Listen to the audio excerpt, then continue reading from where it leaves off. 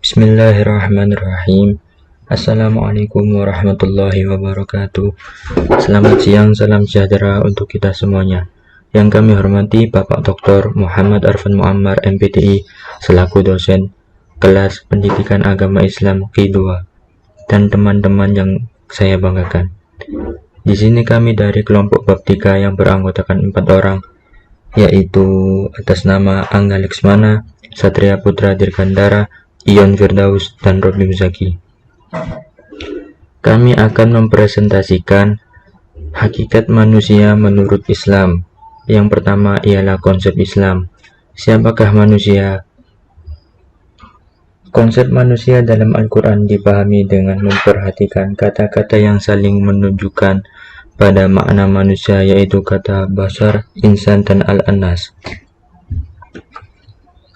Konsep basar selalu dihubungkan pada sifat-sifat biologis manusia, seperti manusia makan dan minum. Dalam Quran surat Al-Kahfi 110 yang artinya, sesungguhnya aku ini hanya seorang manusia seperti kamu.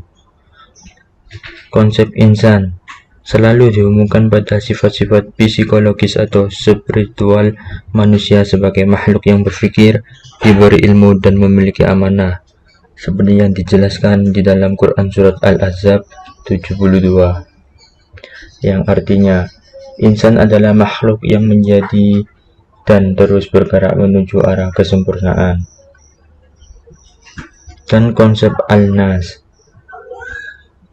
disebutkan sebanyak 240 kali seperti dalam Quran surat Al-Zumar, yang artinya sesungguhnya telah kami buatkan bagi manusia dalam Al-Quran ini seperti macam perumpamaan. Konsep al-nas menunjukkan pada semua manusia sebagai makhluk sosial atau secara kolektif.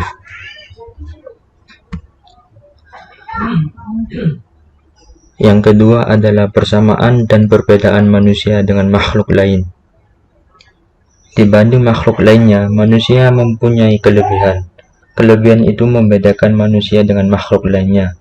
Kelebihan manusia adalah kemampuan untuk bergerak dalam ruang yang bagaimanapun, baik di darat, di laut, ataupun di udara. Mengenai kelebihan manusia dari makhluk lain dijelaskan di dalam surah Al-Isra ayat 70. Di samping itu manusia diberi akal dan hati, sehingga dapat memahami ilmu yang diturunkan Allah Subhanahu wa Ta'ala berupa Al-Quran. Allah menciptakan manusia dalam keadaan sebaik-baiknya, seperti yang dijelaskan dalam Quran surat At-Tin. Manusia bermartabat mulia, manusia sebagai khalifah tetapi hidup dengan ajaran Allah. Jika manusia dengan ilmu selain Allah, maka manusia tidak bermartabat lagi. Dalam keadaan demikian, manusia disamakan dengan binatang. Mereka itu seperti binatang, bahkan lebih buruk dari binatang. Dalam keadaan demikian, manusia bermartabat rendah. Quran surat Ad-Din ayat 4. Yang ketiga adalah proses kejadian manusia. Manusia pertama diciptakan Allah Subhanahu wa Ta'ala dari tin atau turab, yakni tanah, bukan primata. Adam adalah manusia pertama, dijadikan Allah secara sempurna, elok rupawan bentuknya, sebagaimana difirmankan Allah dalam Al-Quran, Quran surat Al-Baqarah 33, yang artinya Allah berfirman, "Hai Adam, beritahukanlah nama-nama benda ini." Firman ini menunjukkan bahwa Adam bukan manusia berwujud tanah, tetapi sudah berwujud manusia yang sempurna. Ayat lain menjelaskan dalam Quran surat Al-A'raf ayat 11 yang artinya, sesungguhnya kami telah menciptakan kamu, Adam, lalu kami memberikan bentuk, kemudian kami katakan pada malaikat, bersujudlah kamu kepada Adam. Ayat tersebut menegaskan bahwa Allah menciptakan manusia dan kemudian memberikan suatu bentuk, adapun bentuk daripada manusia adalah selaras dalam Quran surat As-Sod ayat 72. Sedangkan bentuk selaras manusia adalah menilai adanya melalui keseimbangan dan kompleksitas struktur. adalah membuat sesuatu dari komponen-komponen sehingga begitu manusia telah diberi bentuk yang sedemikian terorganisasikan oleh kehendak Tuhan. Takwin adalah mengorganisasikan sesuatu dengan cara terencana. Penciptaan Adam adalah proses atau berevolusi terbatas mulai dari tanah, diberi bentuk, disempurnakan kejadiannya, baru ditiupkan rohnya.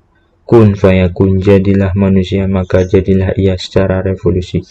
Jadi evolusi maupun revolusi Adam adalah otoritas mutlak dari Allah Subhanahu wa Ta'ala. Semua manusia adalah berasal dari Adam, manusia pertama.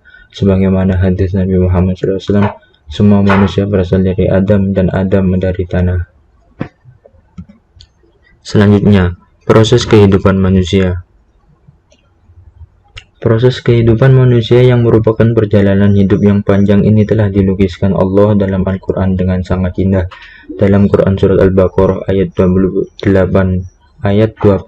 yang artinya, bagaimana bisa kamu kafir kepada Allah, padahal dahulunya kamu mati, lantas ia dihidupkan kamu kembali di akhirat, kemudian kepadanya lah kamu akan dikembalikan buat diminta pertanggungjawaban.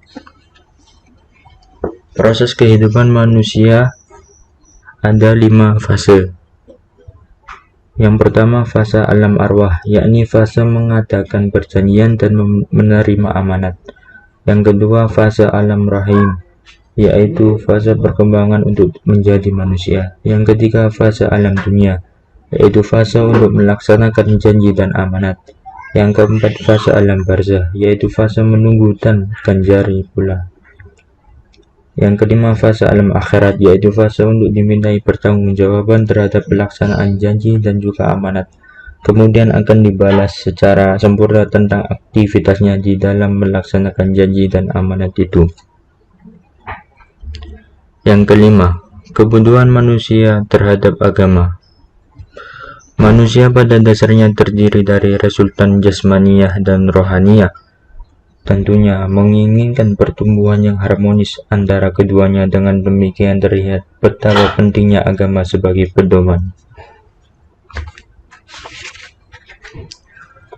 Mahmud Sahud mengatakan bahwa berpedoman kepada hasil pemikiran akal saja akan membawa dunia ini ke dalam jurang kehancuran. Dengan demikian, manusia sangat memerlukan petunjuk Allah lewat sebab agama. Agama mengatur cara mencapai kebahagiaan dunia dan akhirat. Tidak semua persoalan asasi manusia dapat diatasi dengan ilmu. Agama memenuhi kebutuhan fitrah batin manusia. Oleh karena itu, betapapun kecerdasan dan kemajuan yang dicapai ilmu pengetahuan di segala lapangan, tidak akan mampu memberikan harapan bagi masa depan selama tidak disertai kembali kepada Allah, menegakkan perintahnya dan meninggikan syariatnya, serta mendapatkan bimbingan dari wahyunya. Hanya dengan jalan petunjuk Allah lah yang mampu mengajak manusia ke jalan yang benar dan jalan yang bahagia. Eksistensi dan martabat manusia. Yang pertama, tujuan penciptaan manusia. Tujuan penciptaan manusia adalah untuk penyembahan pada penciptanya, yaitu Allah Subhanahu wa Ta'ala. Pengertian penyembahan kepada Allah tidak boleh diartikan secara sempit dengan hanya membayangkan aspek spiritual yang tercermin dalam sholat saja. Penyembahan berarti ketundukan manusia pada hukum Allah dalam menjalankan kehidupan di muka bumi, baik yang menyangkut hubungan dengan Tuhan maupun dengan manusia dalam alam semesta. Penyembahan manusia pada Allah lebih mencerminkan kebutuhan manusia terhadap terwujudnya sebuah kehidupan dengan tatanan yang baik dan adil. Oleh karena itu, penyembahan harus dilakukan dengan sukarela, karena Allah tidak membutuhkan sedikit pun pada manusia, termasuk ritual-ritual penyembahannya. Dalam hal ini Allah berfirman dalam Quran Surat Az-Zariyat 51, dan aku tidak menciptakan jin dan manusia melainkan supaya mereka menyembahku. Aku tidak menghendaki rezeki sedikit pun dari mereka, dan aku tidak menghendaki supaya mereka memberi aku makan. Sesungguhnya Allah dialah Maha Pemberi rezeki yang mempunyai kekuatan lagi sangat kokoh. Penyembahan yang sempurna dari seorang manusia akan menjadikan dirinya sebagai khalifah Allah di muka bumi dalam mengelola kehidupan alam semesta. Keseimbangan alam dapat terjaga dalam bentuk hukum-hukum Allah yang kokoh. Demikian pula keseimbangan pada kehidupan manusia dapat terjaga dengan tegaknya hukum-hukum kemanusiaan yang Allah telah tetapkan. Kekacauan kehidupan manusia tidak sekedar akan menghancurkan tatanan kehidupan manusia, tetapi juga dapat menghancurkan bagian-bagian alam semesta yang lainnya. 2. Fungsi dan peran manusia. Berpedoman pada Al-Baqarah ayat 30 sampai dengan 36. Status dasar manusia yang dipelopori Adam adalah sebagai khalifah. Jika khalifah diartikan sebagai makhluk penerus ajaran Allah, maka peran yang dilakukan adalah sebagai pelaku ajaran Allah dan sekaligus sebagai pelopor dalam membudayakan ajaran Allah. Untuk menjadikan pelaku ajaran Allah, apalagi menjadi pelopor pembudayaan ajaran Allah, seseorang dituntut memulai dari diri sendiri dan keluarganya. Setelah itu, diri sendiri dan keluarganya tahu dan mau mendengar ajaran Allah, baru menyampaikan kepada orang-orang lain. Peran yang hendaknya dilakukan sebagai khalifah sebagaimana yang telah ditetapkan Allah Subhanahu wa taala di antaranya ialah belajar dalam Quran surat An-Naml dan Quran surat Al-Alaq, yang artinya belajar surat Al-Alaq adalah yang pertama mempelajari ilmu Allah, dan ayat kedua dijelaskan yang dimaksud ilmu Allah adalah kitab. Mengajarkan ilmu, Quran surat Al-Baqarah ayat 31 sampai 39. Ilmu yang diajarkan oleh Khalifatullah bukan hanya ilmu yang dilarang manusia saja, tetapi juga ilmu Allah. Kalau ia mengajarkan sains yang dikarang manusia, ia tak lupa memperhatikan ilmu Allah. Pengertian ilmu Allah tidak identik dengan ilmu agama. Dengan demikian tidak terbentuk asumsi bahwa yang bukan ilmu agama adalah bukan ilmu Allah. Ilmu Allah adalah Al-Quran dan Al-Bayan, ilmu pengetahuan. Al-Quran merupakan aturan hidup dan kehidupan manusia serta hal-hal yang berhubungan dengan manusia. Mengajarkan Al-Quran berarti mengajarkan hidup dan kehidupan menurut Allah. Ketiga, membudayakan ilmu.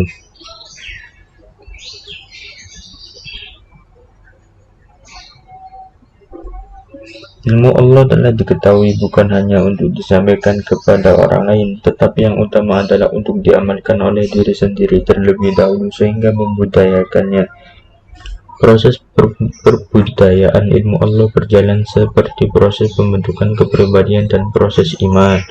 Sunnah Rasul merupakan contoh perwujudan pembudayaan ilmu.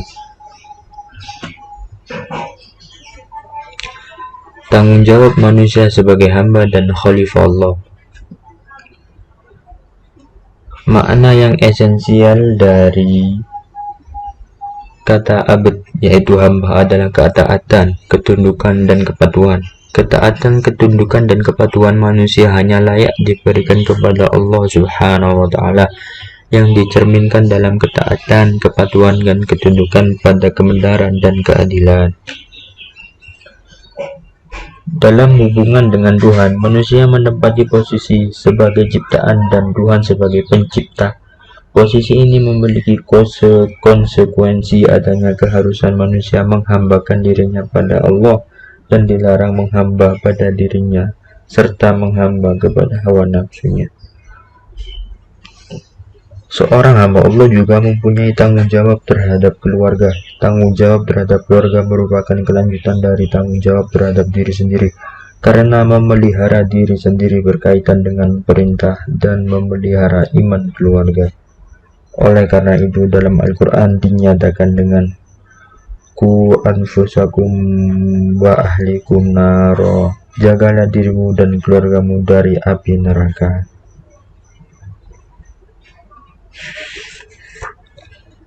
Tanggung jawab manusia sebagai khalifah Allah.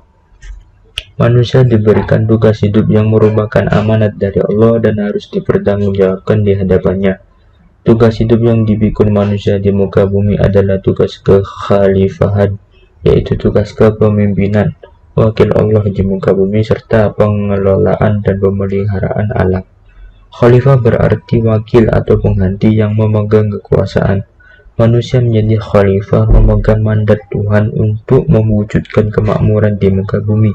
Kekuasaan yang diberikan kepada manusia bersifat kreatif, yang memungkinkan dirinya mengolah serta mendayagunakan apa yang ada di muka bumi untuk kepentingan dirinya. Sebagai khalifah, manusia diberi wewenang berupa kebebasan memilih dan menentukan, sehingga kebebasannya melahirkan kreativitas yang dinamis. Adanya kebebasan manusia di bawah bumi adalah karena ketukannya untuk memimpin, sehingga pemimpin tidak tunduk kepada siapapun kecuali kepada Allah yang memberikan kepemimpinan. Berbicara mengenai hakikat manusia, memang tidak ada habis-habisnya. Manusia sendiri dalam mengkaji dan menemukan hakikat manusia hingga kini belumlah tuntas, sehingga benar apa yang dikatakan oleh Dr. Cheryl bahwa sebenarnya manusia telah mencurahkan perhatian dan usaha yang sangat besar untuk mengetahui dirinya. Kendati pun kita memiliki perbendaharaan yang cukup banyak dari hasil penelitian para ilmuwan, filosofi, sastrawan, dan para ahli di bidang keruhanian sepanjang masa ini, tapi kita manusia hanya mampu mengetahui beberapa segi tertentu dari diri kita. Kita tidak mengetahui manusia secara utuh.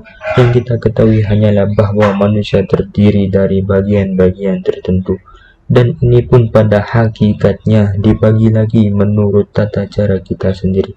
Pada hakikatnya, kebanyakan pertanyaan-pertanyaan yang diajukan oleh mereka yang mempelajari manusia hingga kini masih tetap tanpa jawaban. Sekian presentasi yang dapat kami sampaikan.